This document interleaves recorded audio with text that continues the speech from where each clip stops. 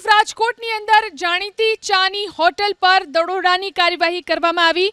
Police અને મનપાના food વિભાગે એફએસએલની ટીમને સાથે રાખી અને ચેકિંગ કર્યું। અહીં નકલંગ જય સિયારામ, ખેટલા આપા સહિતની ચાની દુકાનોની અંદર ચાની ભૂકી, ખાંડ, દૂધ સહિતની ચીજવસ્તુના નમૂના લેવામાં આવ્યા। કાલાવડ રોડ પર આવેલી ત્રણેય દુકાનો ઉપર લોકોની સૌથી વધુ ભીડ જોવા મળતી હોય છે। ચામાં ભેળસેળ કરાતી હોવાની શંકાએ તપાસ કરાઈ।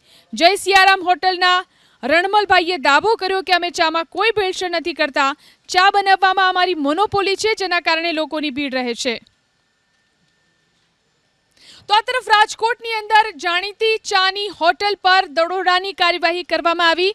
પોલીસ અને મનપાના ફૂડ વિભાગે એફએસએલની ટીમને સાથે રાખી અને ચેકિંગ કર્યું। અહીં નકલંગ જય સિયારામ, ખેટલા આપા સહિતની ચાની દુકાનોની અંદર ચાની ભૂકી, ખાંડ, દૂધ સહિતની ચીજવસ્તુના નમૂના લેવામાં આવ્યા। કાલાવડ રોડ પર આવેલી ત્રણેય દુકાનો ઉપર લોકોની સૌથી વધુ ભીડ જોવા મળતી હોય છે।